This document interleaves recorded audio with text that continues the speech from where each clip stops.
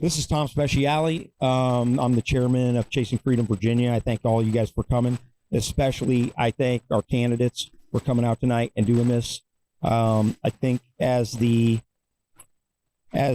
U.S. Senate race, this will probably be the most useful forum that I think you all have together, because this forum is about you. It's not about Chasing Freedom Virginia. It's about getting your message out to the voters in Virginia, and that is what Chasing Freedom is dedicated to. So I'm Tom Speciale. I'm the chairman. I want to introduce the members that are here from Chasing Freedom Virginia's board. We've got Michael Wendling. He's our communications director. He'll be one of the moderators. Dr. Darrell Smith. He's our vice chair, also moderating tonight. Rich Stone, our business and economics chair, and he is going to be the timekeeper. And then Edward, I always mess his last name up, Lavilla. I always mess it up. And he is our digital communications chair and outreach chair as well. So, Chasing Freedom Virginia. We started Chasing Freedom Virginia in around 2019 because what we realized was the party, the Republican Party in particular, because we're conservatives, but really both parties, when you really think about it, both parties, I think, are failing the American people because they are choosing the candidate that they want to win the primary before there's ever a race. And we felt that the parties were not doing an adequate job of informing the voters about what it was that the candidates were about, what were their values, where did they come from, why were they running, things like that, just very simple things. And so we started Chasing Freedom Virginia to essentially just educate or to inform the voters so that they could make a better choice when it came to the primary. We're less concerned about the general because the general is very much on the candidate. Once they've won the nomination, you just got to get out there and you got to win. So we decided to focus our effort on getting the right conservative who can win in all of the federal races in Virginia, the right conservative that can win. And every race is different. The situations are different. If you just look at right now what's going on with the border or Hamas in Israel, so the right candidate today is not necessarily the right candidate, 2 years from now. And so it's very important that we find out who the candidates are. So in that vein, we have our belief statements. Okay, various organizations have what they call their belief statements, and I'm going to read ours. The Constitution is the law of the land. Our individual rights to life, liberty, and the pursuit of happiness, as enshrined in the Bill of Rights, serve to limit government as intended by the founders. Religious liberty is a cornerstone of our Constitution and must be protected as an inalienable human right. The Second Amendment serves to protect the people against domestic and foreign oppression and must be protected as a human right. All citizens, in order to realize their full potential, are entitled to equal rights, equal justice, and equal opportunity, but not equal outcomes. The family is the most essential and most empowering organization in our shared human existence. All life is precious and must be protected. We believe the free enterprise system is the most productive supplier of human needs and economic justice. Fiscal responsibility and budgetary restraint must be exercised by all levels of government. We believe that peace is preserved through a strong national defense. We believe government transparency is essential to maintaining trust and faith with people. And we believe our history and the associated memoria serve as guideposts in our journey as a nation, to serve as reminders of our shared sacrifices and must be warnings to future generations. So, how we vet candidates. How do we vet candidates that are running against our belief statements? That process begins with a survey request, which is a very thorough survey request, and I believe 1, 2, 3 of the 5 candidates here today have filled out our survey. The survey goes out to our extremely large mailing list in Virginia, especially for the Senate races. That's very important. They will be able to see your surveys all side by side. We're the only organization that does that. In addition to the surveys, go ahead, Chuck. Do you have a question? You can, yes, this is a free for all. You can go anytime you need. But so we do a survey. As part of that survey, we also ask that you participate in a personal interview where we do a interview directly with you. We will eventually publish all of the interviews all on the same day for all of the candidates, also to the email list. After we do the interviews, we take a vetting board of members of Chase and Freedom, Virginia.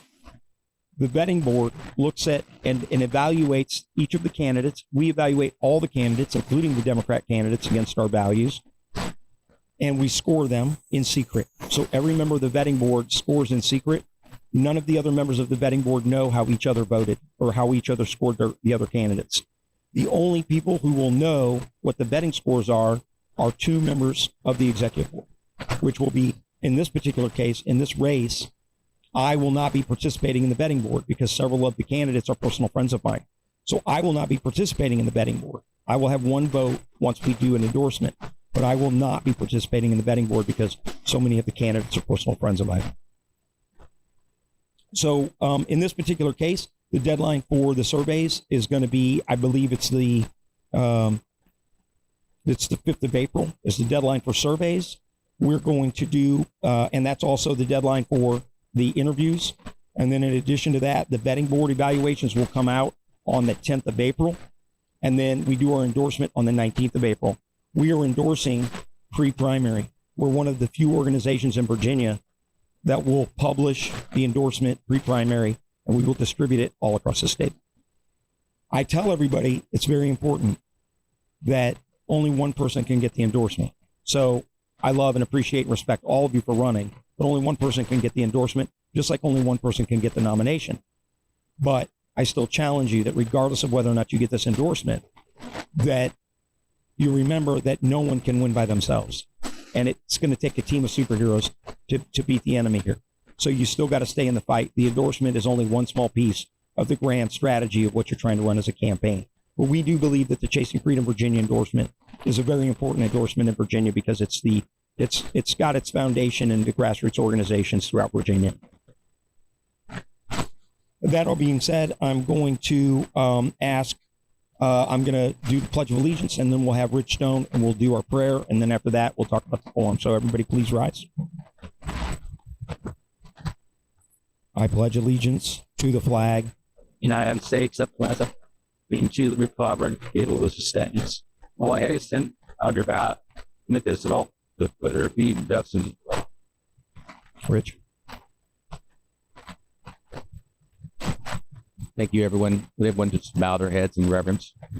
Lord God, thank you so much for waking us up today and giving each of us the opportunities to come before you, to seek you first and often. I pray, Lord God, that we be truth seekers, and ultimately that truth leads to you. Bless this time. Watch over everyone in this room. Thank you for them having the wherewithal and caring enough to come out, especially the candidates. In Christ, I pray. Amen. Thank you, Rich. Okay, so the format is going to be, each of you are going to have 5 minutes to do your opening comments and your introduction. After that, I have one brief question that I always ask, and you'll have about 3 minutes to answer that question. And then from there, we'll turn it over to the moderators, and the moderators will ask. We really only have two big questions. One is going to be about immigration, and the other one's going to be about the economy. But in between those two questions, we're going to open it up for a discussion among all of you so that it's free for all for about 15 minutes. And we want to hear from you, and the moderators will ask additional follow-up questions to kind of lead the conversation to a successful conclusion. But ultimately, so that we really get a fulsome understanding of where you're at on the two issues, immigration and the economy. We also have like a surprise format thing that you guys don't know about yet. And that is, we do a randomly generated order. Okay. And the reason we do that is because that way you can't steal each other's good answers in order. Okay. So just let me pull up my random number generator here. Great moment.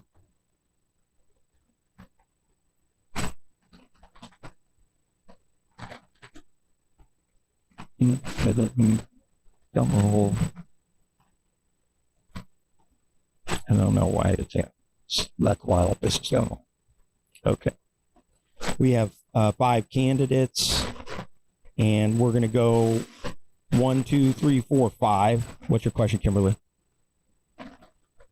I think because we have so many, it'd be better to sit down because then the camera can just focus on it. Okay. I am not allowing repeats. It'll be a random order, 1 through 5. 1, 2, 3, 4, 5. And the first person to go will work is going to be Chuck Smith. 5 minutes. My name is Chuck Smith. I'm a candidate for United States Senate. I was raised by a grandmother who taught me values, and those values have stayed with me for all of my life. I went home one day, and as I was going into the house, she was in the yard, and I said, "Mama, I have joined the military. This is 1970. And she said, with tears rolling down her eyes, she said, "Stay on that damn ship. Stay on that damn ship." I looked at her and I said, "Mama, I didn't join the Navy. I joined the Marine Corps." And she bursted out and screamed and yelled and said, "Chucky, Chucky, Chucky, my God, what have you done?" That was a time when people weren't coming home in 1970 from Vietnam. They were coming home in body bags. She thought she would never see me again. These values have stayed with me. They've given me strength. She will tell you if she were here right now, she's deceased, she's gone to heaven, but she would say that Chucky believes in America, no exceptions. Chucky believes in the founding fathers, no exceptions. He believes in God Almighty, maker of heaven and earth, and Jesus Christ, his only Son, our Lord, no exceptions.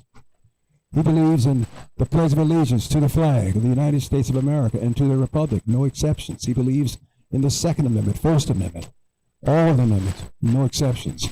You see, it is precisely because I believe that you can count on me to stand for America, stand for Virginia, and by the grace of God, come hell or high water, no matter what, stand and endorse Donald J. Trump as the next president of the United States of America and never let him down. So help me God. I am not a weak, sometime, establishment, sunshine, rhino Republican. I'm America first. That means I am pro-America, pro-life, pro-children, pro-faith, pro-Trump, MAGA, automatically anti-Democrat, and a card-carrying, gun-toting, 100% unapologetic supporter of the Second Amendment to the United States Constitution, our men and women in blue. We've got to get our country back. We face so many problems. Cancel culture, wokeism, treating parents like domestic terrorists, COVID, crime, drug policy. We also face the border, immigration, the national debt. And to fix these problems, we need a candidate who is a true conservative, who is not going to buckle. He's not going to bend. I believe we don't need more laws. We need to enforce the laws we've got. As your United States Senator, under our existing laws, they will be held accountable. Those who have arrested an American president for political reasons in an overt attempt to take down, tear down, eradicate, do away with, destroy the United States Constitution's guarantee of fundamental rights of the people, they will be held accountable and subject to treason. Those who have brought home the basketball player doing drugs, but leave behind the Marine to rot in a Russian jail, they will be held accountable and subject to prison. People who have left Americans behind to die like dogs in the evacuation of Benghazi in Afghanistan, they will be held accountable and subject to prison. People who have touched children for the purpose of sex indoctrination, sex reconfiguration, without the full consent of an informed and responsible parent, they will be held accountable. People who have flown balloons over American skies or aircrafts or Chinese flags on American property as a claim of right, they will be held accountable. We've got to get our country back. I say, if you're looking for courage, how about a Marine, 0311, a grunt, ground pounder who enlisted in the Marine Corps in 1970? How about the former chairman of the largest Republican Party sitting committee in the Commonwealth? How about someone with integrity, a Navy JAG commander, retired after 26 years of combined military service? How about somebody born on the 4th of July with patriotism in his veins? My name is Chuck Smith. I'm a candidate for United States Senate, and of course, I ask for your support. God bless.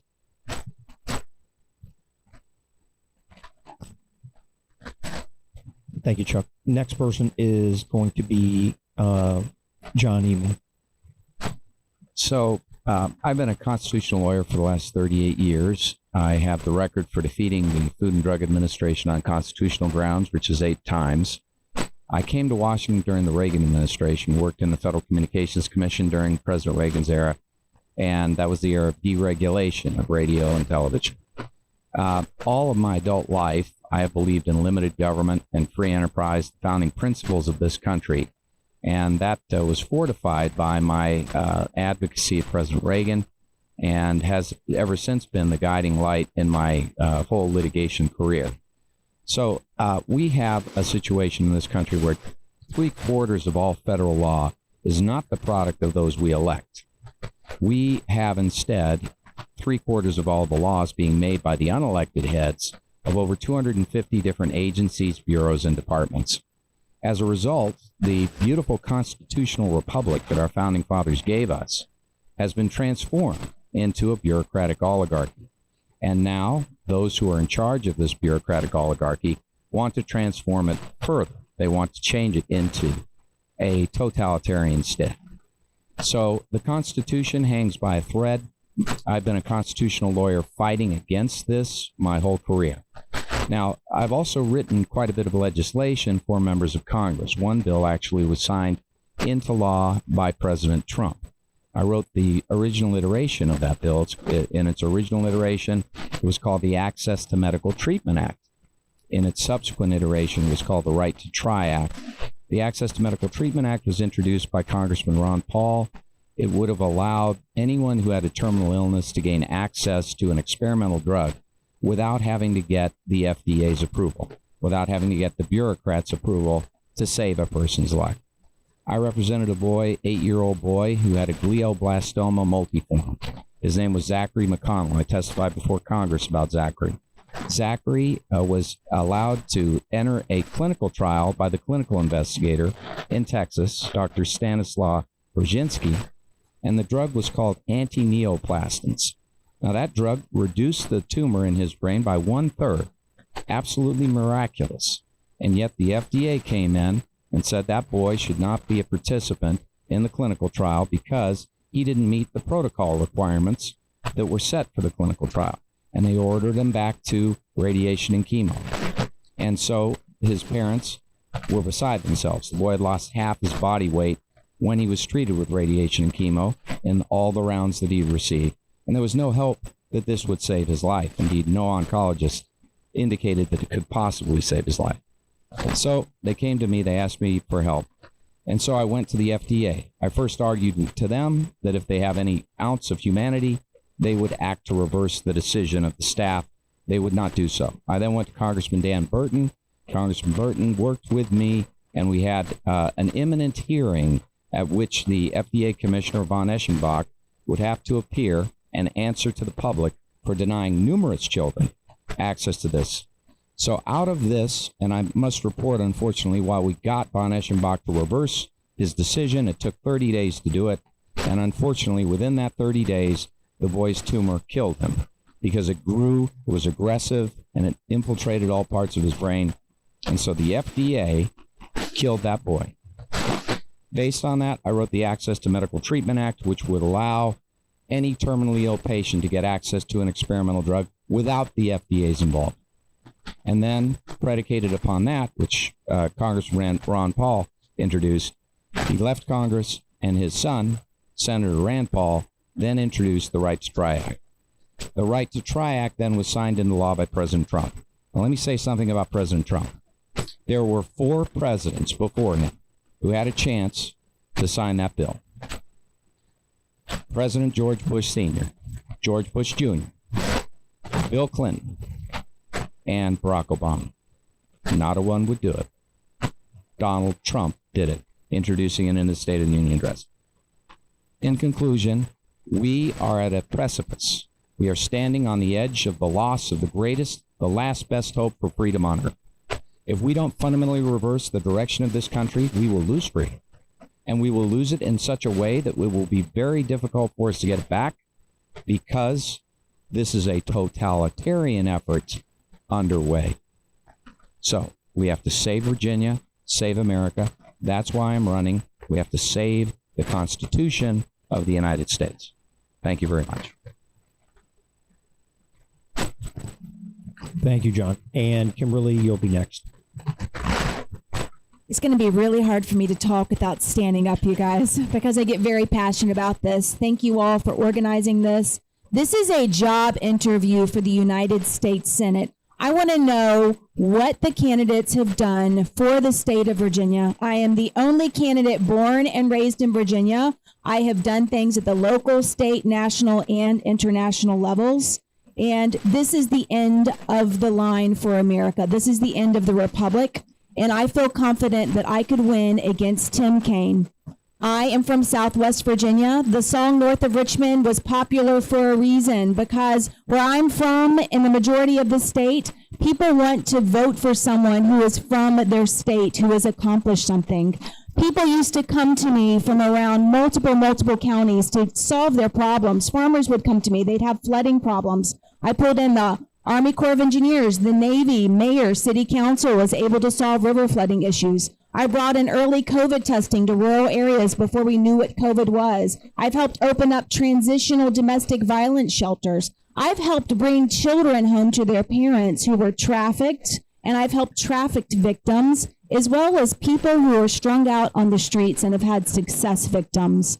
One of our big issues in Virginia is mental health care access. We don't have it. Our law enforcement has become that. We close our border off to stop the movement of the drugs, and I have a plan to fund what we need to do so that way our law enforcement is not staying up all night long with someone who's strung out, and we make sure that people get the help they need. Roanoke, Virginia, 6th generation, where I'm from, actually is kind of ground zero for the opioid epidemic. So if we can solve it in Roanoke, which we're working on, then it's going to be a model really for the rest of the nation. At the international level, just recently, I met with world leaders because everything that is happening in America follows suit in the rest of the world. When America has a good foreign policy, the rest of the world is at peace. So I was invited to a private invite-only summit where it was kind of like a Davos but for conservatives, and we got together to work on the globalist agenda that's affecting everyone. Right now, they're trying to control your food security. They're trying to control how you travel, if you get vaccinated, as part of the huge plan, which is also migrating people across the world. I further met with members of European Parliament and members of Parliament outside of the EU. And as a result, I'm reconstituting a transatlantic partnership between members of the U.S. Congress and members of the European Parliament to work on issues with counterterrorism, to work on the issues with people that are crossing our border. Just in December, we had 40,000 Chinese militants cross over. Not only that, down in Southwest Virginia, we have immigrants that are illegal standing outside of our schools, taking videos of our schools, targeting our children. I'm also addressing the issue with the foreign influence money that's coming into our colleges and universities. So I'm a doer. I get stuff done. This is a foreign policy job. I'm the only one that's actively working on foreign policy. Supposed to meet with the Minister of Defense in Korea. I am also going to communities where Republicans have never gone. If you want to win this seat, we have to expand the outreach of the Republican Party and open up our arms. I have large support in many minority communities: Indian, Korean, Afghani, Iranian, Muslim, Latino community. I've been endorsed by a Latino group over Latino running. I've been endorsed by veterans groups over veterans running. I was just endorsed by Moms for America today, which is a big deal. The point is, this is the end of the road for America. I need us to all stand together so we can save the republic. It's bigger than America right now. It's about humanity. And we are literally at the end. We are facing a very, very large reset. And if we don't come together to stop it, it is completely game over. If you want to learn more about me, you can go to www.kimberlylowe.com. Thank you. Gwen, you're next. Hello. I want to thank you all for having me, and it's an honor to be here. I'm Gwen Hickman, running for U.S. Senate. I'm running because the polarization and division in this country is so intense that I'm called upon to stand up and say enough. I'm a lawyer, but I'm red, white, and blue, and I will stand up for our parents and protect our children. I will fight, protect, and defend our rights, freedoms, and liberties. Because at the end of the day, values matter. Values like God, country, and family. Values that are enshrined in our Constitution, such as freedom of speech, the right to the Second Amendment, and a limited government. My mom was a school teacher. My dad was a nuclear physicist who worked for the U.S. Navy to ensure the success and safety of the missions. And my brother was in the Army Reserves. I became a lawyer, and for the past 30 years, I've listened to, represented, and been the voices of thousands of Virginians, litigating for them in state and federal courts. As your representative, I will listen to all Virginians statewide and find solutions. The middle class is being priced right out of the housing market, and I will work with the Senate Finance Committee to find solutions. Our public schools are failing our children, and I will be a strong proponent of school choice. Times are tough. As we know, inflation is high. However, I will champion controlled spending, energy independence, reduced taxes to spur job growth. I will also go after fraud, waste, and mismanagement at the federal level. The Pentagon cannot account for $1.7 trillion. We also know that we've lost billions to Medicaid fraud and COVID fraud. And I will hold the hearings and ask the tough questions to find out who is spending our money so recklessly. And we will hold them accountable.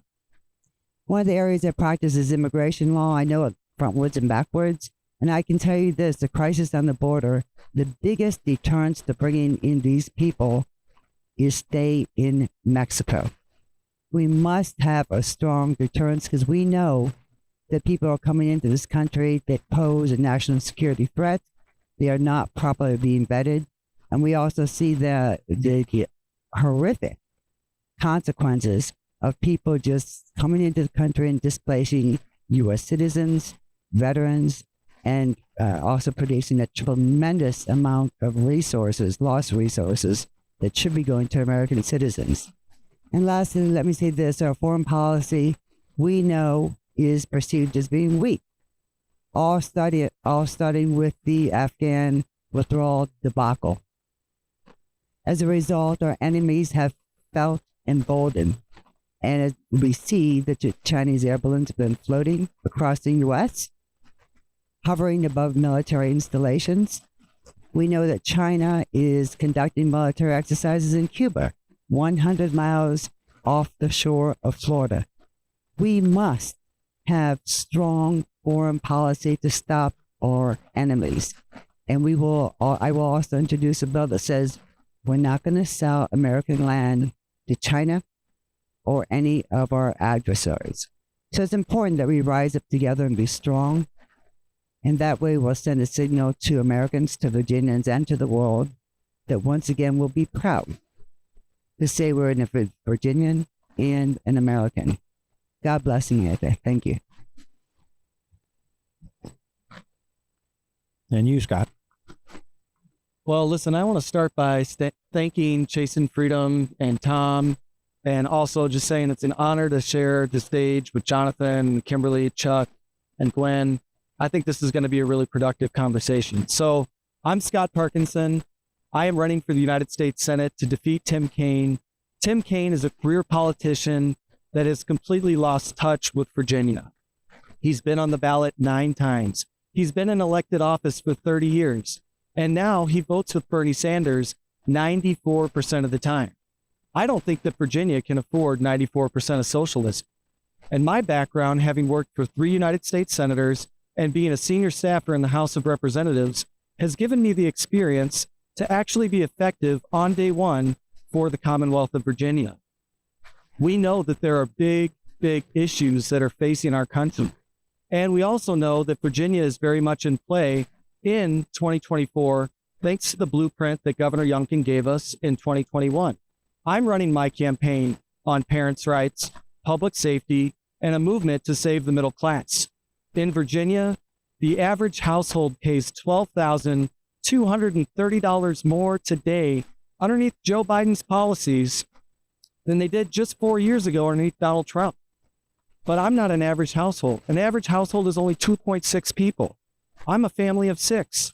I've got 4 little kids, ages 13, 8, 4, and 2.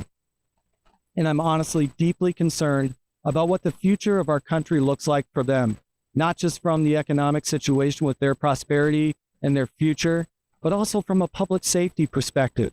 We know that over 8 million illegal aliens have come across our southern border just since Joe Biden became president.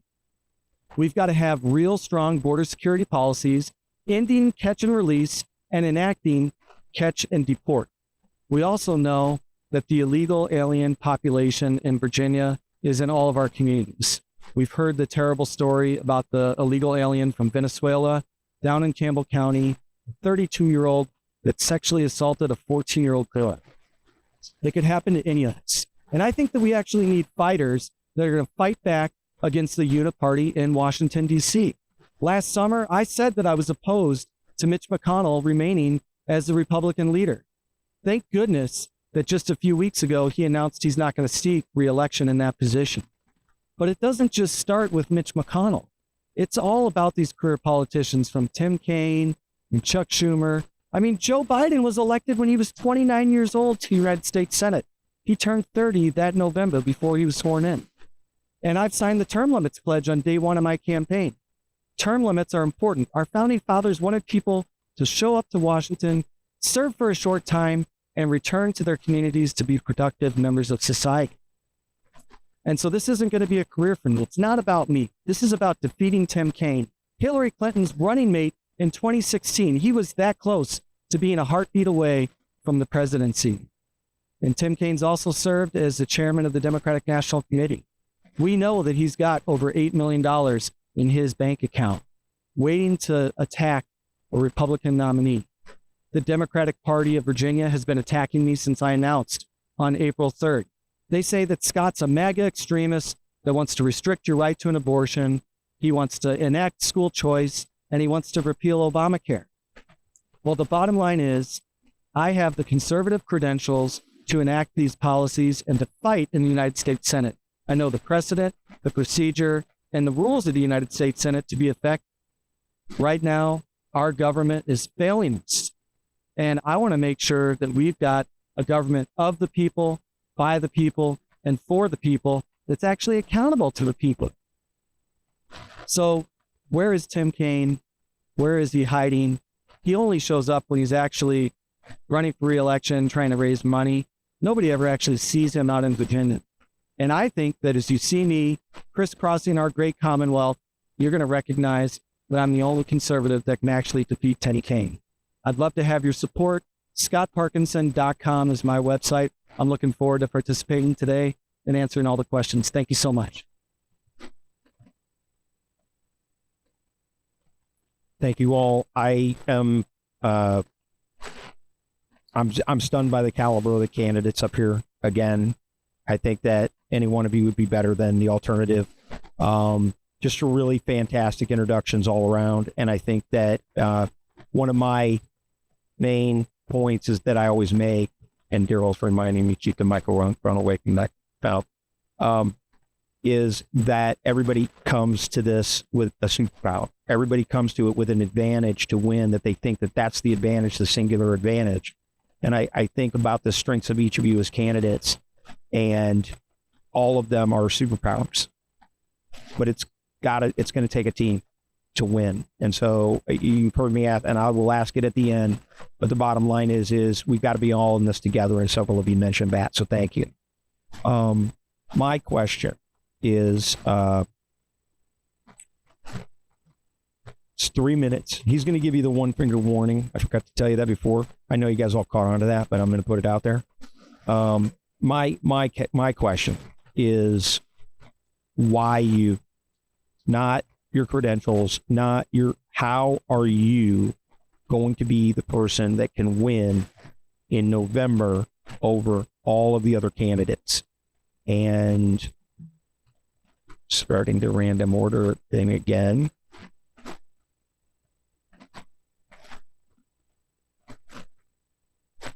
Really doing that because it's almost the same order. Okay, this time we're going to start with Jonathan. Why you can win in November? So it's critical in running against Tim Kaine that you have the ability to fight on the basis that the decisions are going to be made in this election. So what we need to do is to attack Kaine where he's weakest, and we have to have someone who has the experience in doing that very thing. He represents the deep state. He is a person who embodies this whole notion that government has the solution to all the problems and that the American people really need to just stand in line and do what he says you need to do, which includes the whole COVID thing, which he pushed through and was the last senator to give up on emergency powers. And he has signed every $1 trillion+ spending bill that has come his way. And he's also a full advocate of the climate change agenda, which is destroying the fossil fuel backbone of the American economy. And he's also heavily invested in the NEA agenda for the schools, which involves transitioning, which involves teaching kids that their genders are fluid, which involves this obnoxious and outrageous form of cultural Marxism called critical race theory. To win, you must be able to argue, you must be able to present your case. It also requires a grassroots organization, which we have in spades in the state, and it's been a magnificent thing to see. People coming from all walks of life to rally behind our standard. And you need to understand the issue in this case really decides whether or not our constitutional republic will remain. And so, he is the embodiment of everything the deep state is all about. He was part and parcel of the Clinton-Kaine agenda, which was to hang on Donald Trump the false representation that he colluded with the Russians to steal the election, when in fact Hillary Clinton was involved in actions that were of that nature. And it was a deflection. But he went after Trump and was fully behind that movement, making the false representation that the evidence was there, just as Adam Schiff did. He's never had to account. He represents himself to the people of Virginia as a moderate, but as he votes perfectly in line with Bernie Sanders, a socialist. He is a person who believes that the future of America is bleak, that we need to meld ourselves into Europe and be a socialist state and forget about our unique role of being a beacon of light to a world in darkness, where freedom is our watchword and is what we live by and is our guiding light. We know our future lies in freedom. We are the majority, and we have to assert that majority power. My campaign represents you and that vision of America that the Founding Fathers gave us. And it will ensure the survival and success of liberty upon which this nation depends.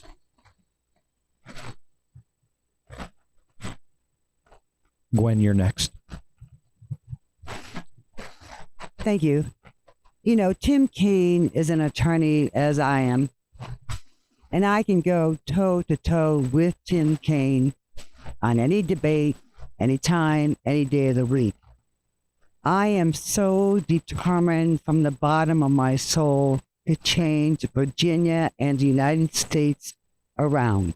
People are tired of feeling insecure, unsafe, having high prices. They want a change. I, too, am deeply involved as a grassroots effort across the state where I hear these concerns, and they want a change. You know, as I said earlier, our public schools are failing our kids. I had 2 kids that went to Langley Public School, and at that time it was fine. But I do feel sorry for parents who have to have children of young age in schools at this point in time, because it's out of control, which is why I also hear loud and clear a demand for school choice.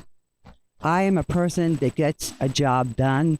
Unlike Tim Kaine, who does not work in the private industry, I have a small law office and I work very hard every day. And I know what it's like to have to pay rent, open your doors every day, and work for the people. So I get it. I understand very well what the people need, how to negotiate, how to find solutions, and at all costs, how to fight in court and win. So I am confident that I can beat Tim Kaine any day of the week. Thank you. Kimberly, you're next. We're going to win this with heart. Voting is emotional, and I am authentic, and we're moving people across the state of Virginia. It is a movement. We're calling so many people that are crying on the phone. My staff is crying because they're so moved, because people have been praying for something, and we have come to answer and solve their problems. We are moving across the state of Virginia, getting people involved who have never been involved in politics, getting groups involved that never even identified as conservative. And in order for Northern Virginia to turn red, we're going to have every single person involved that is also not Republican. We have 5 counties in Virginia that take up 50% of the Republican vote for the state, but they are the bluest state, the bluest counties that we have. And we can turn those by going into communities where we haven't gone before. Further, this is a spiritual journey. I feel like God has been speaking through me to deliver to the people. And as a result, people are listening, their hearts are opening up, and I'm really connecting with people across the state. And so it's getting people excited and they're wanting to do something. And again, I have delivered across the state and solved problems.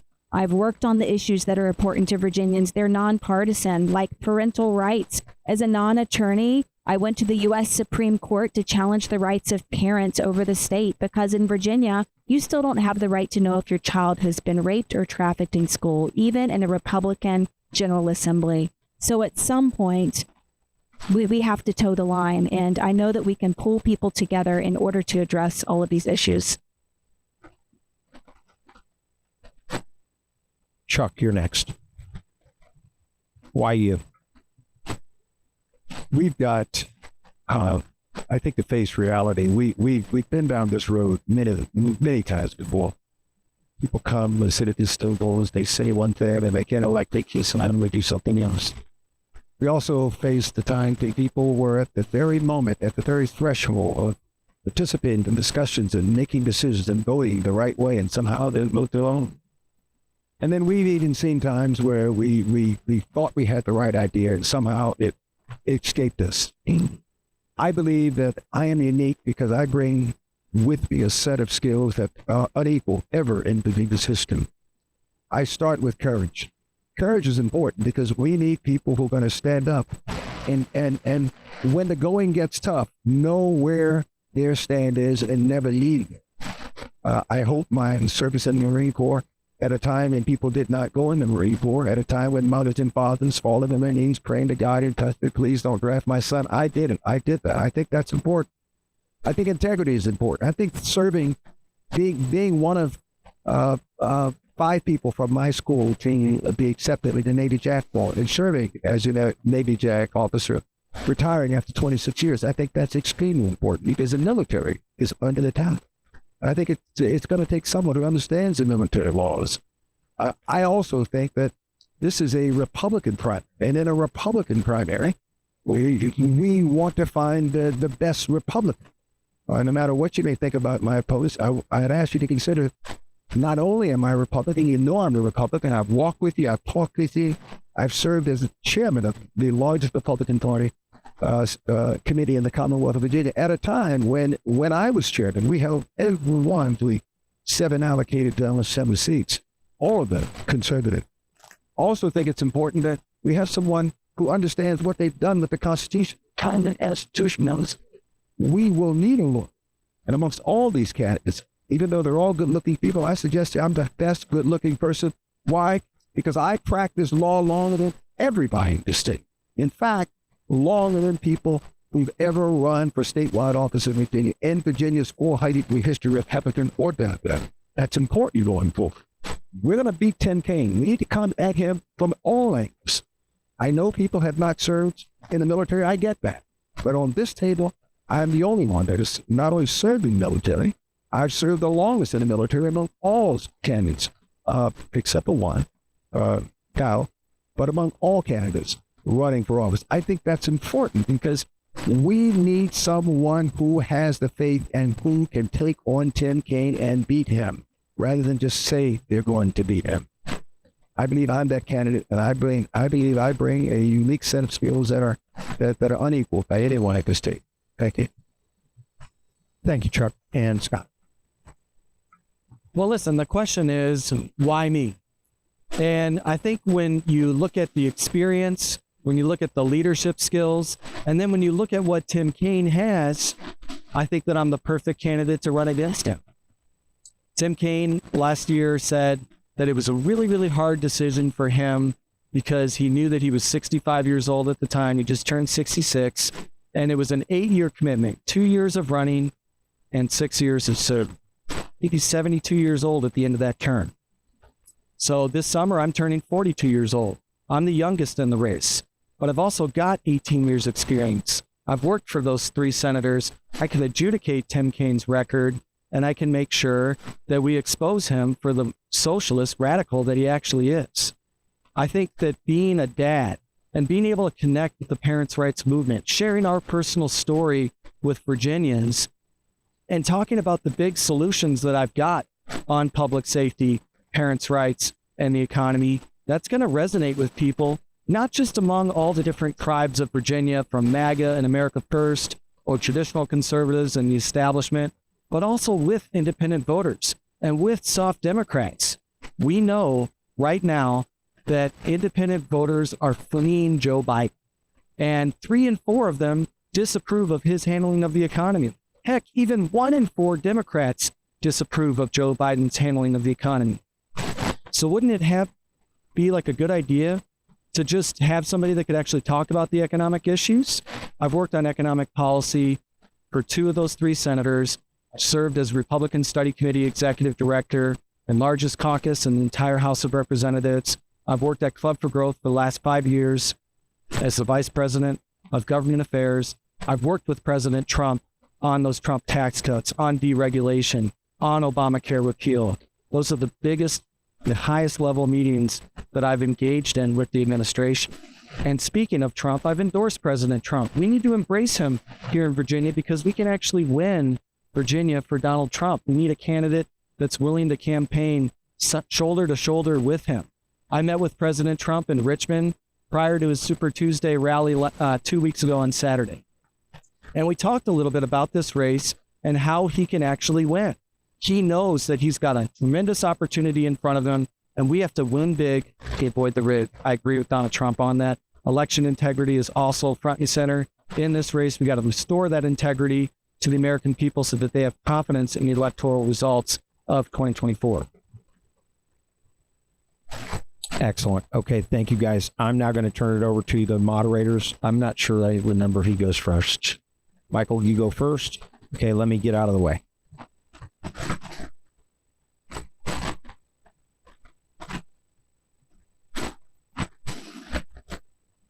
All right. You guys having fun? Good stuff. Well, gentlemen and ladies, thank you for being here tonight. My question is going to be on immigration. Specifically, I'd like to know your, overall thoughts on immigration, but also specifically how you would characterize what's happening at the border. And then being one of 100 senators, I'd like to know what you feel your impact would be when you get to Capitol Hill. We even ordered? Fine. You want to just trigger down the line?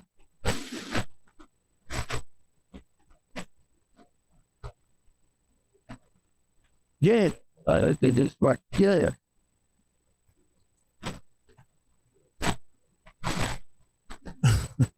So overall thoughts on immigration, and Tom, you got There you go. I just asked the question. Very difficult.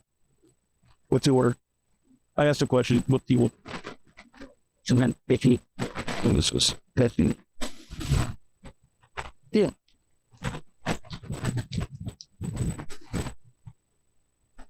Yeah, just or you getting water? What are we doing? You understand? If ask it again, Claude. New York, they for the For the record and the chairman, your overall thoughts on immigration.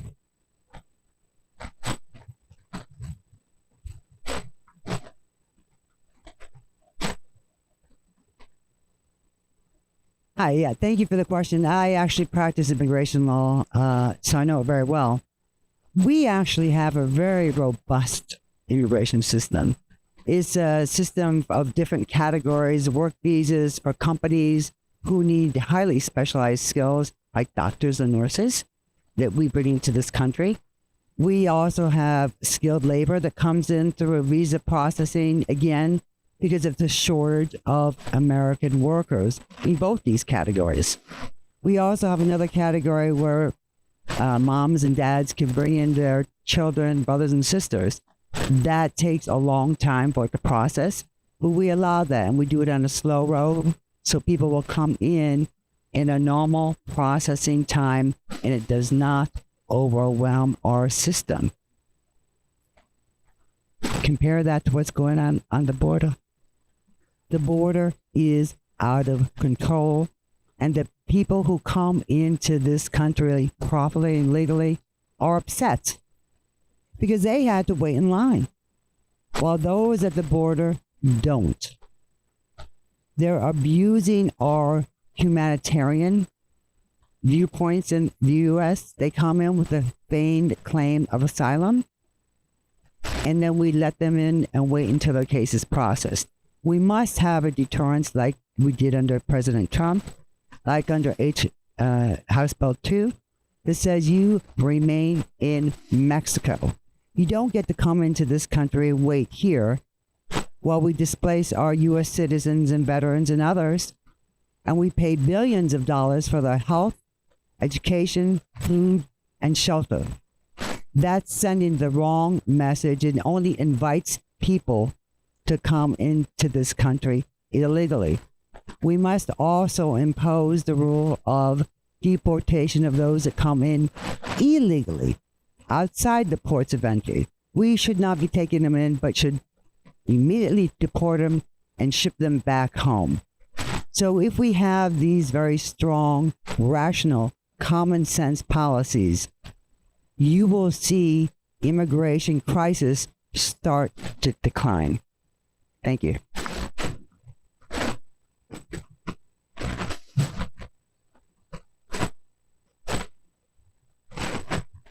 Border situation is a planned destruction of the United States. This is an invasion. The administration is not oblivious to it. It is causing it. And what you have are sex traffickers, drug traffickers, MS-13, 18th Street gang members pouring across the border. You have terrorists coming across the border. You have people coming across the border of all kinds not being vetted at all. This is intentional. This is diluting all of our rights, including those who came here, emigrated from other countries legally, as well as those who were born here.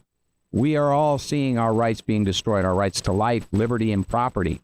Because, look, the cartels are not just across the border. They're operating in the United States. I represent two families whose children were sex trafficked in the Fairfax County public schools. One was a 12-year-old girl, and the person who induced her to engage in sexual intercourse was another 12-year-old who was a member of the MS-13 gang and was an illegal alien.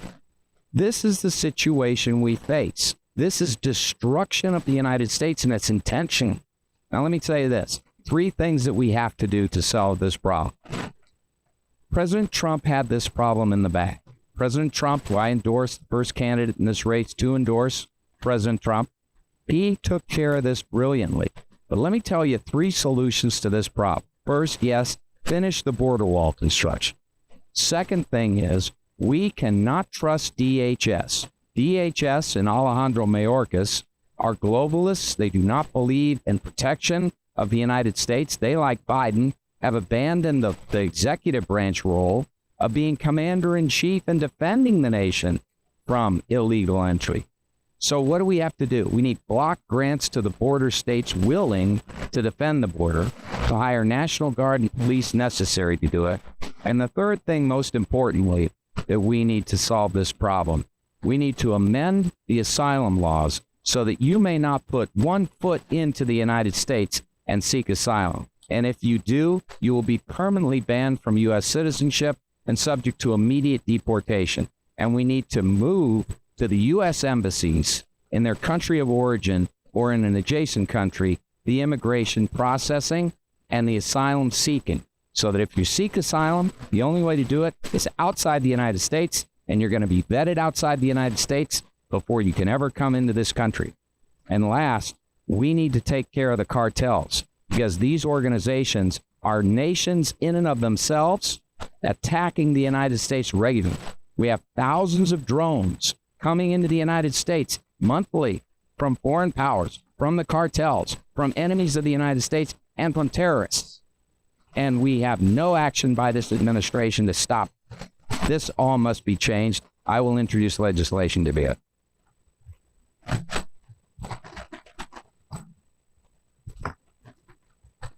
So you got to use the power of the purse to enforce border security. And I also think that the executive branch and judicial nomination is incredibly important as it pertains to our border policies. We know that the Democrats right now are taking advantage of the Biden executive orders that are ultimately purposeful to change the fabric of America. And we are a nation of immigrants. There's no doubt about it. Just look at Nova with our big immigrant population. But those people did come here legally. And what we are concerned about is this illegal alien invasion. And it is an invasion along the southern border. It's even starting to happen along the northern border with Canada as well. So what are we going to do about it? What are we going to do about it as individual leaders? How are we going to use the bully pulpit that we have as senators to fight back against the media that is basically sweeping this invasion under the rug for President Biden? Laken Riley's murder from the Venezuelan illegal alien in Georgia is just one case study for what is happening in communities all across America. And it is completely unacceptable to, I think, all of us that are here presenting to you before you today. So when you think about how are you going to have a prohibition on allowing illegal aliens to vote?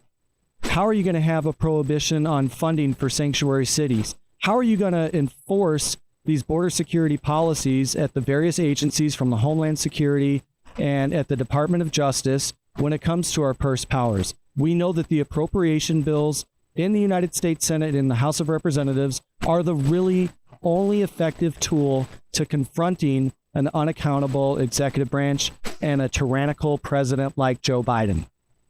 So I'm going to be the United States Senator that filibusters an appropriations bill that doesn't accomplish border security, that doesn't defund sanctuary cities, that doesn't take care of our electoral system where illegals are voting.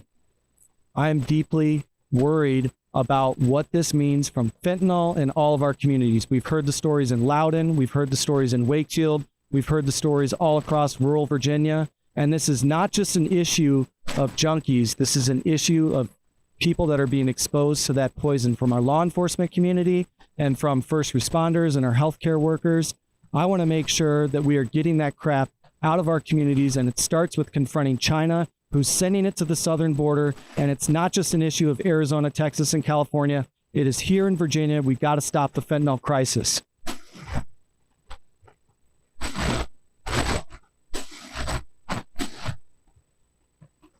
So you see, I don't think this is a long question at all. I don't think this question deserves a long discussion. For the record, my good friend Jonathan should know that I endorsed Trump in 2015. We have to look at our overrun schools. We have to look at our overrun hospitals. We've got to look at the crime on the streets.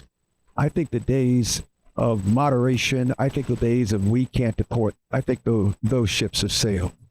you have to ask yourself a question. If you have a bathtub that's filling up with water and at a point that it's being overrun, do you unplug it at the bottom so the water can drain out? Or do you turn the water off? Which one do you do first? I say you do them both. We have to stop all immigration into this country until we get our border fixed. It doesn't take a long discussion. We have to get our border under control. 11 million people 10 years ago, and they said we couldn't deport them. Now we've got upwards of 20 million. We have to deport people illegal. What in the word illegal do we not understand? Let me guess, it must be my turn. So we are on a multi-decades plan to destroy our country.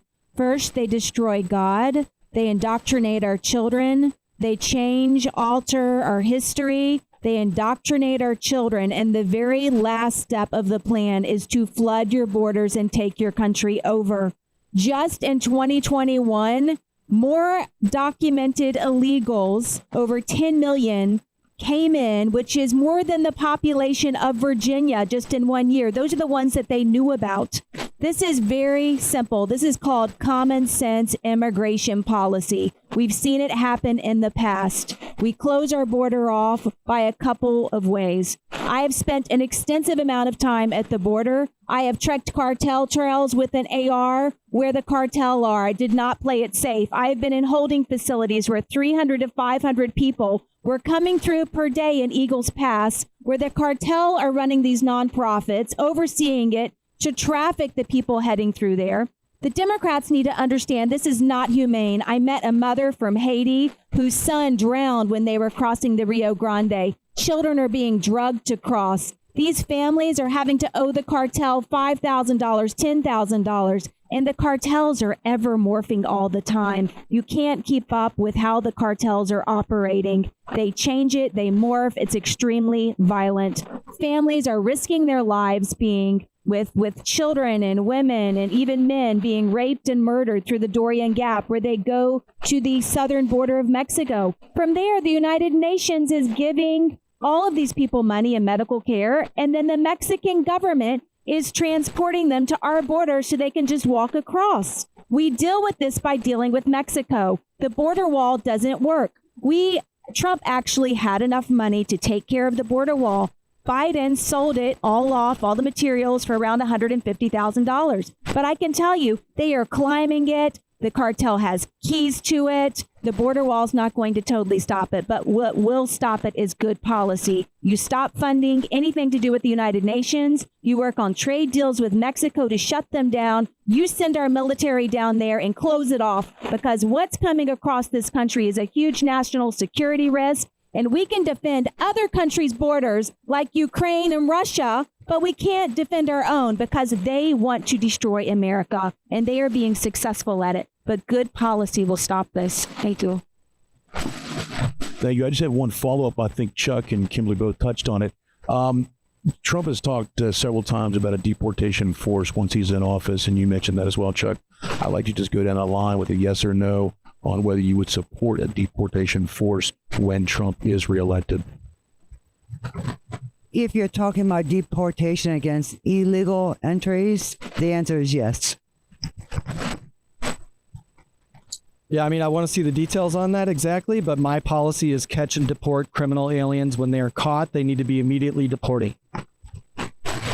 You have to uphold the rule of law. It needs to be one rule of law, and those who are here illegal have to be deported. I never answer yes or no questions because it's always way more complex. And if I want a place in a Senate committee, 100%. The intent of this section is to take 10, 15 minutes and really do a deep dive into the immigration issue, right? And so you guys, I think, in one way or another, have hit on a lot of the different topics. I recently looked at the numbers, and I did a real State of the Union address, my own real State of the Union address, and I looked at some of the data. When Trump left office, the border encounters were at about 16,500 remote. Almost every single month since Joe Biden has gotten into office, the border encounters have been a quarter million encounters every single month almost for the last 3 years. That's where that number of 8 million to 12 million immigrants coming across the border comes from.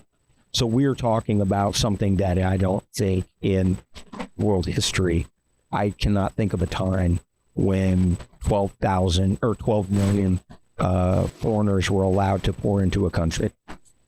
The deportation, all of these things. Okay, we're talking about a monumental effort because we had millions of illegals before that. I think we've got to, this is just my thought, and I'd be curious what your thoughts are on it. What policies can we change that would reduce the incentive for people to immigrate here illegally, and at this, put in place laws that we could put in place? And at the same time, what changes could we make that would disincentivize them from staying?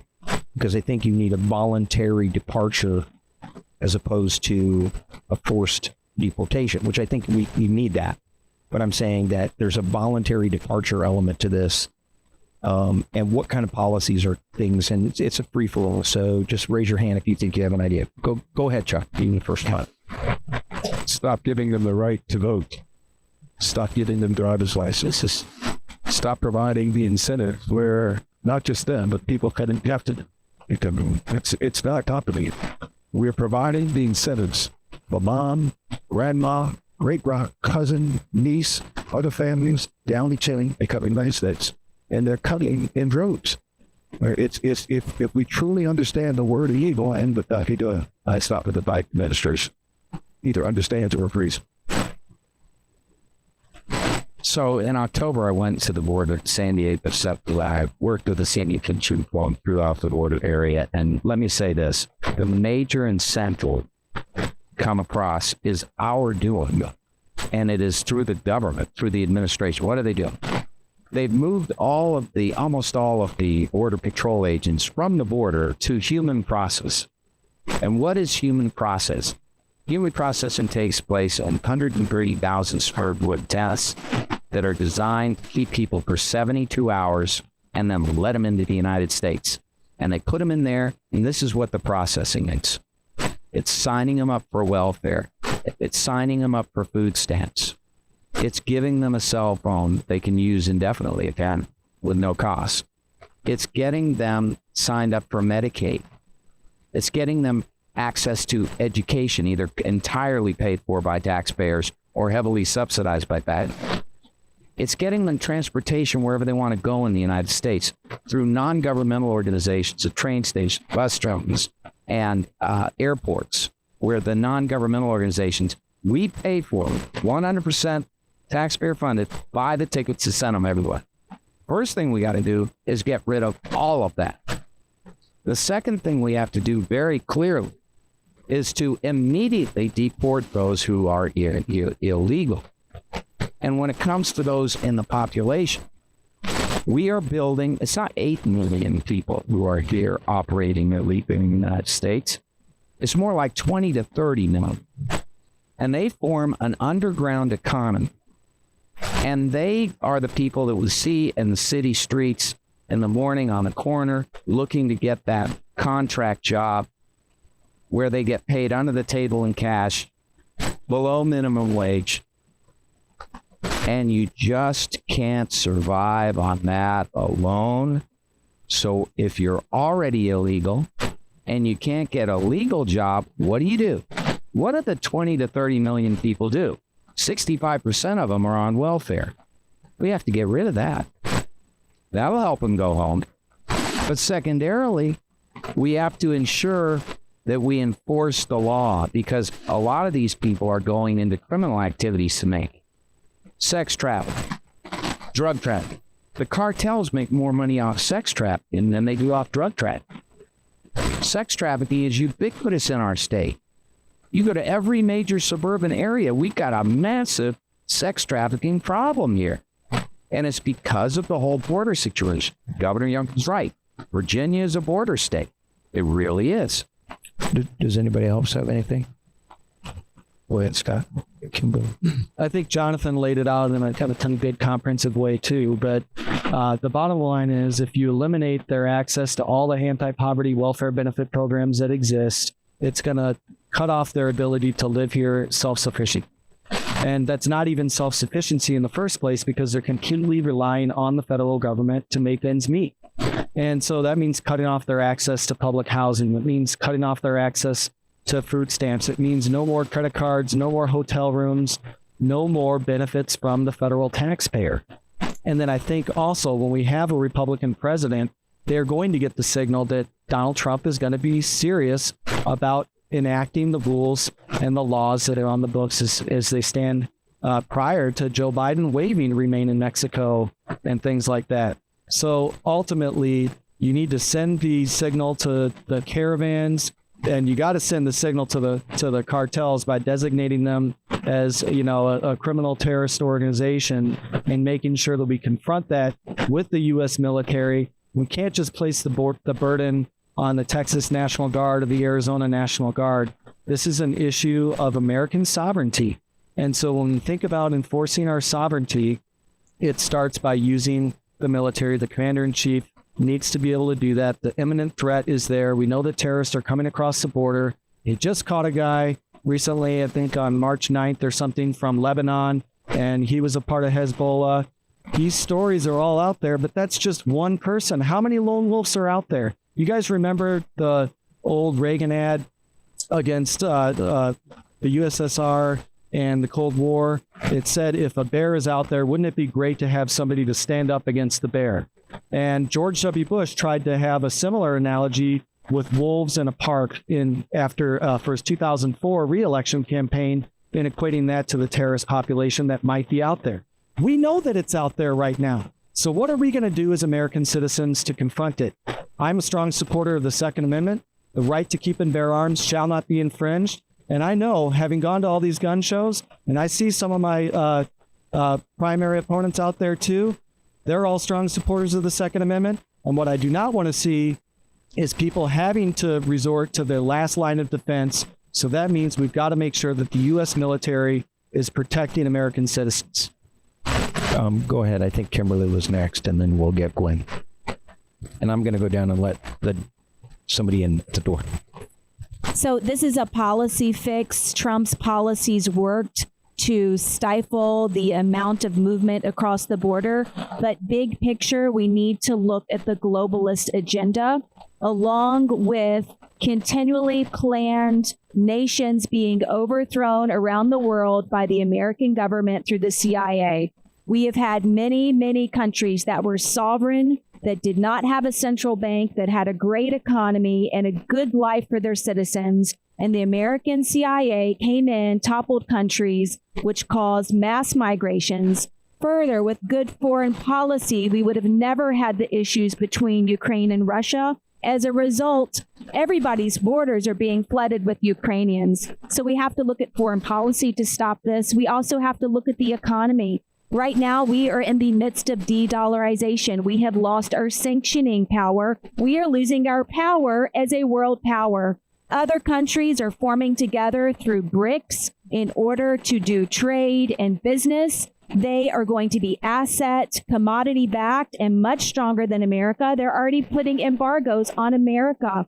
So we have to fix our economics, deal with the globalist agenda, have policies like we had before, and stop the weaponization of the American government to the rest of the world. Thank you. So the vast majority of the people that are coming across our southern border are coming because of economic conditions in their homeland are dire. They're coming here really not for asylum, although they feign asylum claims. They are coming here for a better way of life. So how do you stop that?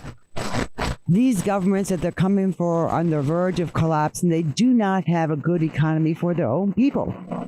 The U.S. government must get involved with these countries and help fix their policies, or firmly put down their foot and say, you can't let your people come into our country, or there will be sanctions and consequences. And lastly, the one thing that we can do, because they will not voluntarily deport themselves. However, we can tell all our federal judges and hire more and send them to the southern border and have them quickly adjudicate those cases, and 75% then will be deported back to their homeland. That's a real solution to get these cases going fast instead of waiting for 5, 6, 7 years before these immigrants will ever see a judge. Thank you.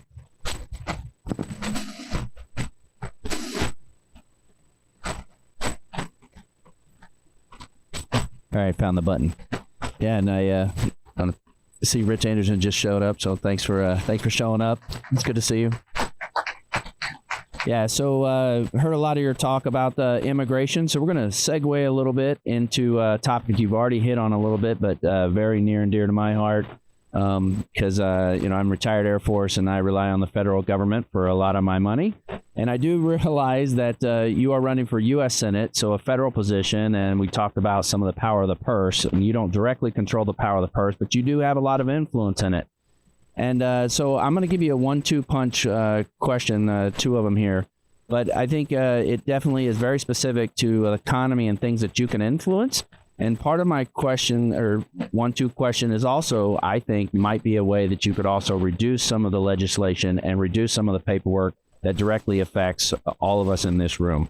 And so, that said, I'm going to put on my glasses here and read you what I got here regarding the economy. And I believe we're going to have a 3-minute limit, and Rich is going to give you the timing here.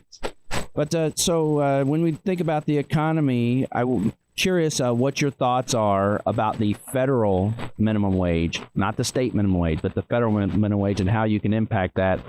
And then also, I would like your opinion on what you think about institutionalizing a flat tax federally.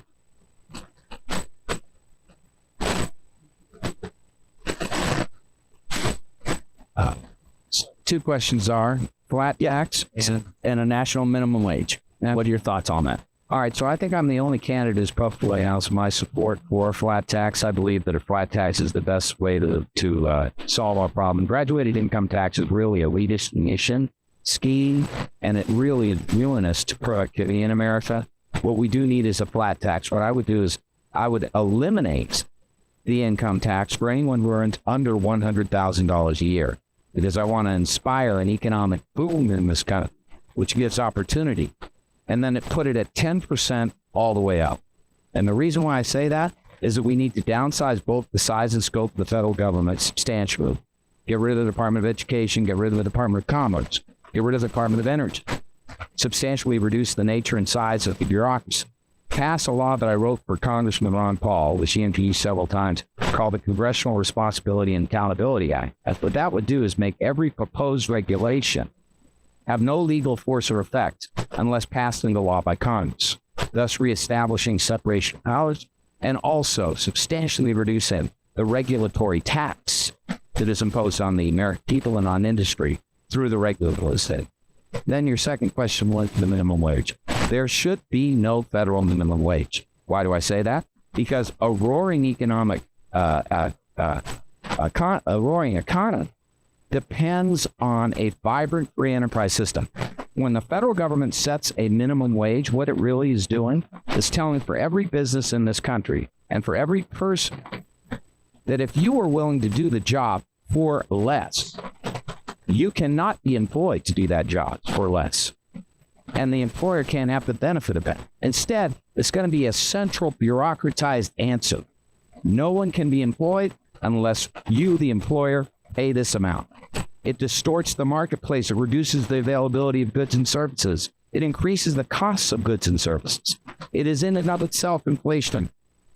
We need to get inflation under control and get it back down the way it was under the Trump administration and under the Reagan administration after he got his Economic Recovery Tax Act passed.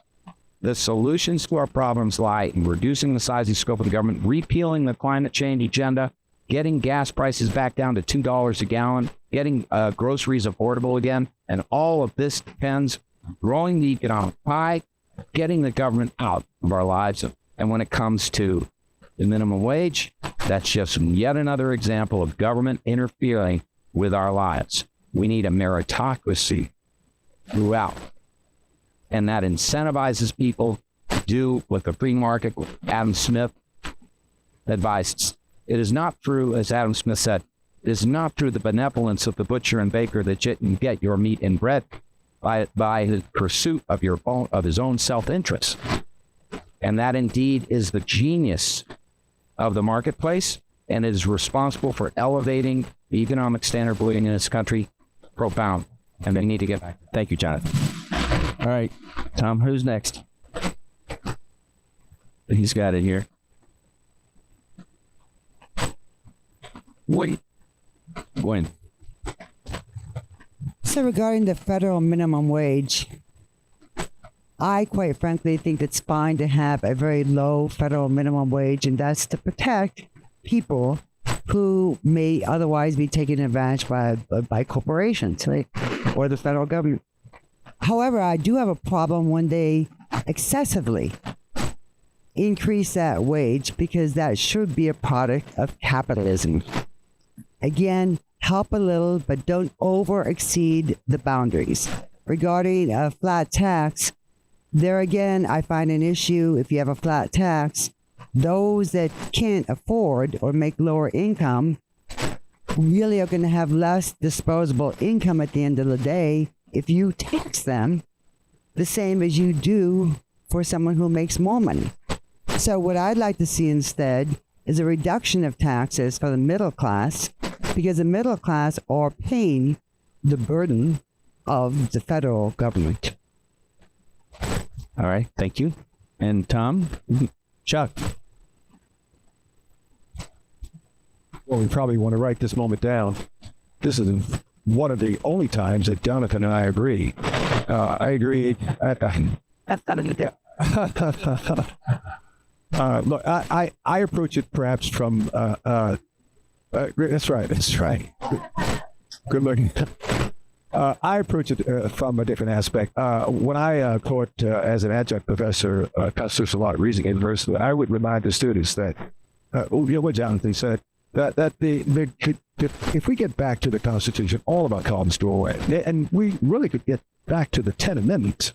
But government was never meant to be big. It is never meant to do all things for all people at all times. The 10th Amendment is there for a reason, which goes something like this. All power, not specifically delegated to the federal government, nor prohibited by it to the state, belongs to whom? The states and to the people. And so there's a bureaucracy that has become so large, so big, that now we're having discussions about $15 an hour. No, we should let the economy, the market, drive the economy. And so, I could spend all day on the Constitution. You don't want to hear all that. Our number one problem is the border. Our number two close second is getting back to the Constitution. They have completely destroyed. But I think a lot of what we see in what I call a defunct economy comes from what I see as a derision of the Constitution. Thank you, Chuck. All right, Tom. Scott. So let's tackle. It's the Chinese. They're always listening. It is a fact, actually. So let's tackle the minimum wage question first. I think it's a great question, but who's actually getting the minimum wage? Usually it's young people that are having their first job. My first job, I made $5.15 an hour. And it was actually, I thought something was pretty awesome. I got a paycheck. I learned good behaviors. I learned how to work hard. And you know what? Ultimately, it's merit-based.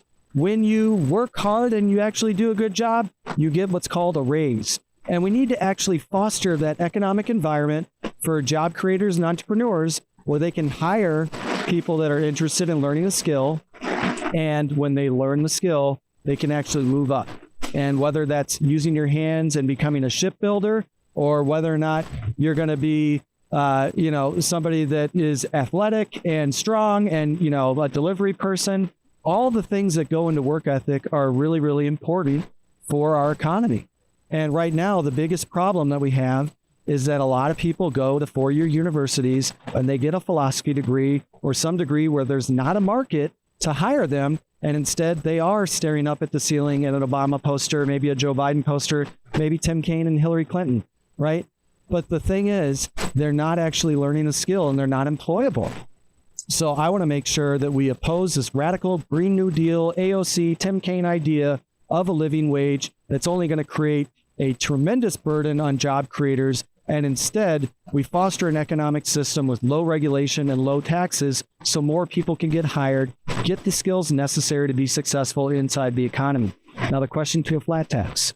Of course, I think a flat tax would be a tremendous idea. It would foster an economic boom in a way that America has never experienced before. The federal income tax right now is punishing the wealthy who are paying a majority of the overall dollars in federal taxation.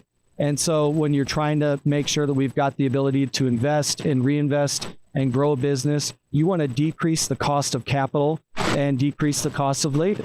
And so I think all that goes together when you think about the tax and regulatory regime that we employ right now through the federal government that's stifling innovation and stifling job creation and risk-taking. A flat tax is a good idea. The question is, where do you start the level where the low rate, Jonathan mentioned 10%, that'd be a fantastic low rate. But where do you start it? So, because if you're going to add in a tax at $10,000 or $50,000, that's a big difference for how many people are going to pay a 10% tax. He mentioned $100,000. That question needs to be studied, but we need to make sure that the government is starved, and that starts by reducing federal spending, which every spending increase is a future tax increase. Thank you, Jonathan. Now, Scott. Sorry. I'm sorry. I feel And now, like I'm Kimberly. last a lot. I'm not liking your random thing back there at all.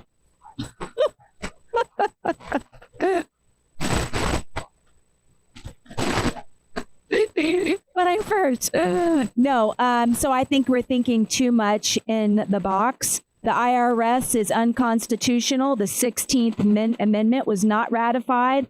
Our federal taxes do not fund spending. We are not going to continue at the rate that we're going. We are supposedly $34.4 trillion in debt. I didn't look at the numbers today. I'm sure it's more. The Federal Reserve is a private entity. It is not owned by the federal government. We do not have an asset-backed currency. We are printing money from air. This is very fixable. I believe strongly that the Federal Reserve is going to die very soon. You can see countries are pulling out all of their treasury bills right now. You can also see that big entities like BlackRock are floating our digital currencies as well. So basically, they are putting a Band-Aid on a situation that's about to go down. You're about to have a huge mortgage crisis. I believe that the Federal Reserve is going to end. We're going to crash. A lot more banks are going to close. As of March 11th, the feds can no longer bail out banks. They had to have a certain number of assets commodity backed in order to even continue. So we're not going to continue on this trajectory. So you can't even talk about flat tax. What I would support is the National Economic Security and Reformation Act, which addresses all of this. And you get rid of this nonsense debt that isn't even real. We're paying, we don't even know who, which is a large percentage of our GDP. All of a sudden rates are going to go down. Inflation is going to go down. We stop paying terrorists for energy, which is what we're doing right now, and billions of dollars while we have homeless veterans and teachers that are having to work 2 jobs right now. This is all fixable with common sense policy, but nobody's had the backbone to stand up and tell the American people how it really is, and it is fixable. As far as the minimum wage is concerned, you cannot tell a private business how much to pay their employers. This is America. We are a free country. It should be a free market enterprise. $15 per hour is not enough for families. I see people where it is not their second job where they are making $15 per hour. Not all people were blessed enough to be able to afford to go to college. And normal people are out there making that, and they're having to work 2 jobs. And that has to come to an end. It comes to an end by ending centralized banking and having some common sense, money sense with our budget. I mean, anyway, it's a long story I could go on about, but I'm not lying to you. Thank you, Kimberly. And so, like Mike, I'm going to give you one last question, if I can get a yes or no on this. And I think some of you have already addressed it. And if you notice, I'm wearing a green tie, so happy belated St. Patrick's Day. And so have to get that out there. So, but again, thank you all for very, very much for being here. So my final question is just, we'll go down the line, if you don't mind. And if we do get President Trump in office again, would you be willing to support getting rid of the IRS?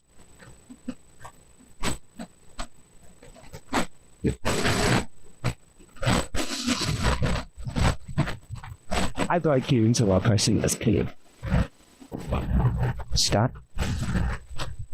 I think that we need to make sure that we extend the Trump tax cuts. Those are going to be up in 2025. That happens through the federal income tax system that we have through the IRS right now. And that's what will actually be in play. I think that the IRS is punishing people. The 87,000 agents need to be disbanded, and they certainly need to be disarmed. But whether or not we're going to abolish the IRS, I think in a perfect world, that's a great idea. We don't live in a perfect world. We live in a system where we need to make sure that we fund our military. And that means that you got to collect some revenue from the people to fund it. They adopted the flat tax proposal that I've recommended. We abolish the IRS. We need to make taxation simple, and I mean very simple. You should be able to look at your income, take 10% of it, and determine that that's all you have to pay. When you make $100,000 or if you don't make $100,000, you shouldn't pay anything. And that's the way and you should operate. Now, tithing operates is what, 10% in the church. And we have tremendous compliance, 10%. You know, when President Reagan's economic recovery tax act passed, they cut the margin rates, and everybody predicted Arthur laughed and we fall. They said, no, that more revenue is not going to limit government. And they said this is going to be another disaster. Huge shortfall in that. While there was a little shortfall in revenue, the long effect, it's raised. It was supposed to be a yes or no. Sorry, answer. Sorry. By the way, I want to reclaim my time because that's none of them were yes or no. Yeah. So I'm going to reclaim my time at the end. That's what I was going to offer. I was going to offer back to Gwen, and to Scott, if you'd like to take a little bit of time to answer it, because I think this is go ahead, Gwen. Go ahead. Take some time and you know, elaborate. Honestly, if you're asking yes or no, you got to answer yes or no. Am I right? I would say yes. However, yes or no? Yeah. However, he's had an opportunity to speak a little bit, and I want to make sure everybody has the same amount of time. Go right? ahead. Okay. So it really is not a yes or no question, as you see.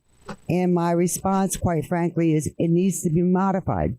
There is no doubt that the middle class is taking the brunt. They support America.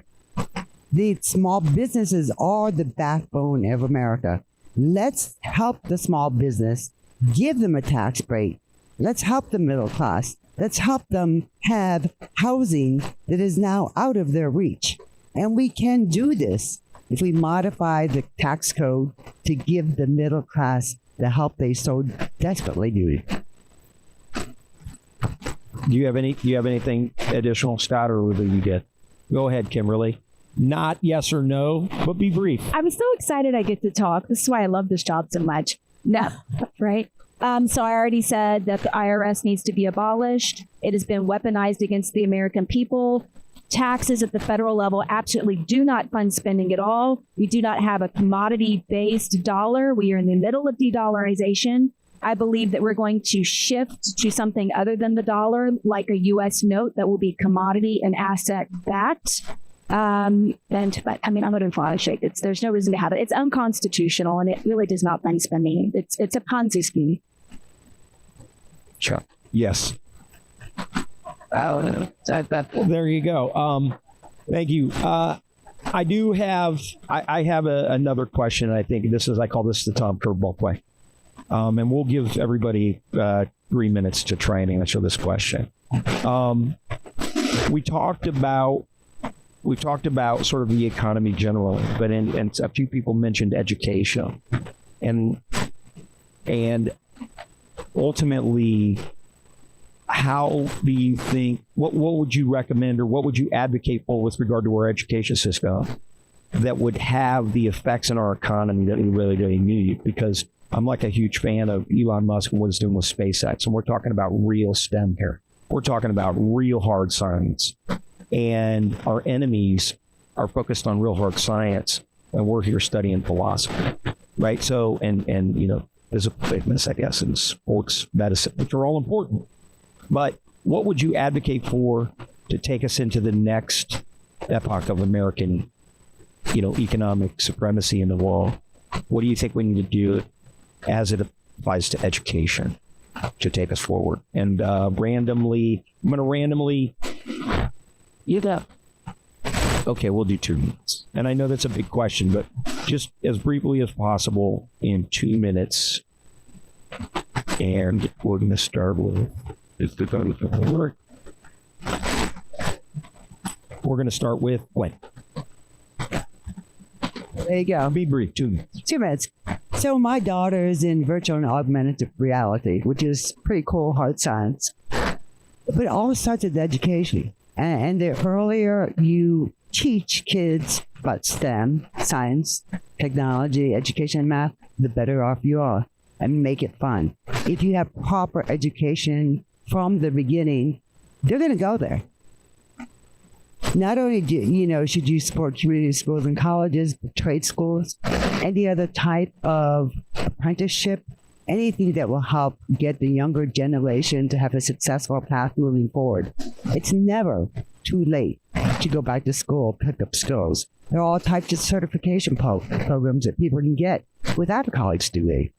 So I think the public messaging from the leaders should be highly focused on helping the youth and get them excited and get them engaged, because it's amazing stuff. AI is amazing as well.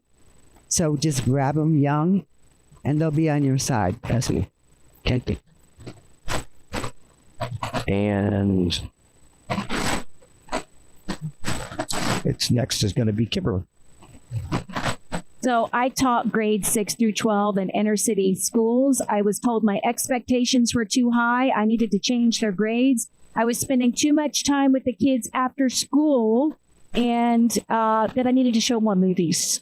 And I thought, well, I cannot continue to be a teacher if this is how it is. For standards of learning, for federal money, they were changing their grades in order to obtain the funding that they needed. So first thing I would do is I would abolish the Department of Education. It is ineffective. We need to give it back to the states, because every state has a different type of things that they cover, different jobs, whatever jobs they need filled. I don't necessarily think that we should gear children towards a job. I think that we need to allow kids to be kids. And I'll tell you, even when I had 12th graders, they still could not read or English. They don't know the basic things. We have other countries that are models where at the ages of 4 and 5, they speak 5 different languages and look and do all sorts of science. We need to stop importing people from other countries in order to take American jobs. We can train our students here. We need to change our school system around completely. It is a totally post-industrial era education system, and it is fixable. But what's got to go right now? It's failing our students across the country. John. The reason why our education system is failing, public education system, all the terrible results, kids coming out of high school, they had to read, or it would be basic math equations out of totally lost science. The reason why this is happening is because centralized bureaucratized education is necessarily a failure. Now we add to that a woke agenda, and the whole woke agenda in schools really want to hit our number right, destroying our seniors. We need true school tests. We need competition in it.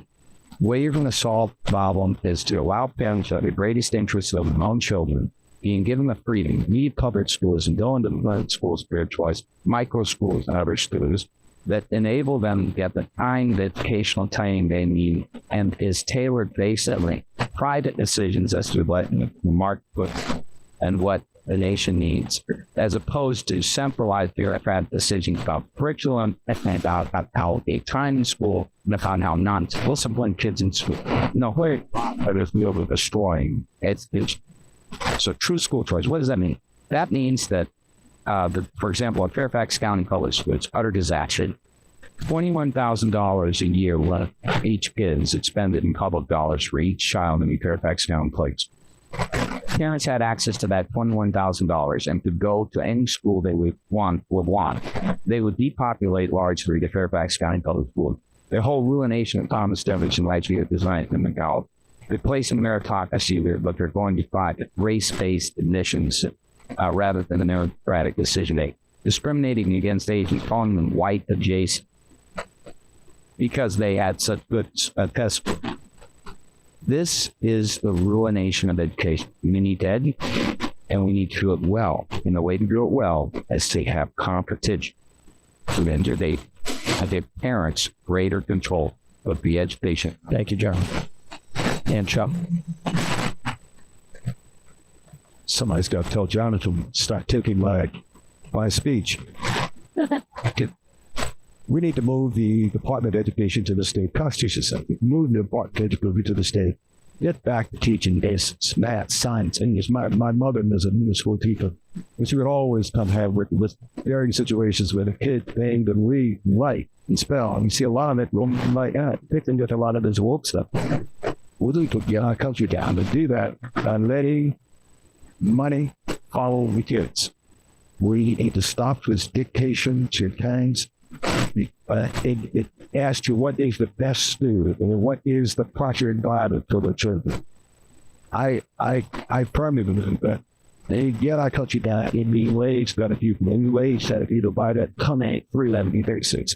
Of course, they need the science, they need the math, they need the English, and they need other courses. But what they don't is this race-based technology that dictates to what areas or factors that parents.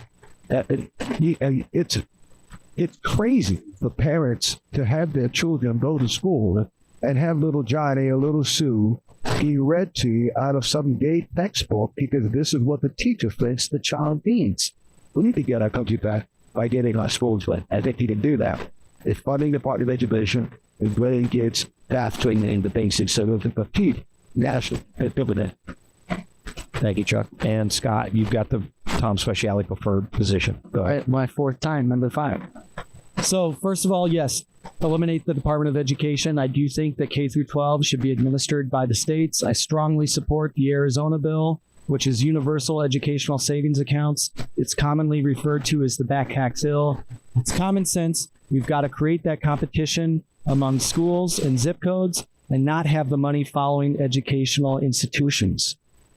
But the bottom line is here, as federal lawmakers, we need to stand up and fight back for our kids. And that means no more shutting down our schools, no more vaccine mandates, no mask mandates, no more telling us how to parent our own children. And we've got to be advocates inside the classroom for our kids, even if it's being done by the states. I'm a dad. I've got 4 kids. My oldest daughter dealt with bullying in middle school because she wasn't vaccinated. And when you pick up a little girl and she's got tears streaming down her face because kids won't let her sit next to them in lunch, it gets you fired up and it gets you motivated to run for the United States Senate. My children are why I'm running. We've got to restore our parents' voices. We've got to make sure that we've got public safety in our communities, and we need to rebuild the economy for those kids.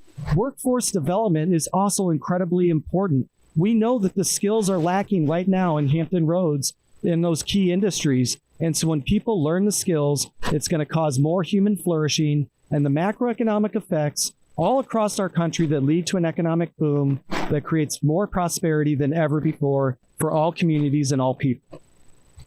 Thank you, Scott. Okay.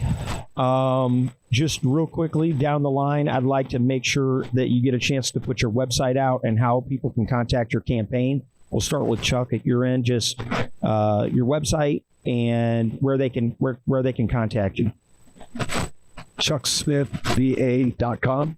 My cell phone that everyone has, 757-270-1715. Thank you. My website is www.kimberlylowe.com. If you're here tonight, I have business cards in the back, and the number goes straight to my cell phone. If you go on the website and message it, it goes straight to my cell phone as well. VA.com. You can also find me on Facebook, Instagram, Twitter, and elsewhere. And you can contact me directly by dialing 202-466-6137. My website is scottparkinson.com. On X, I am at Scott T. Parkinson. On Instagram, I'm at STP for VA24. And we are building that movement. We need everybody's support. Sign up and volunteer at scottparkinson.com. Thank you. Yes, you can contact me at Hickman4, that's FOR, Senate.com. And you can also reach out to me by email at contact@hickmanforsenate.com. Thank you. I just wanted to ask everybody to give a round of applause for the candidates for coming tonight.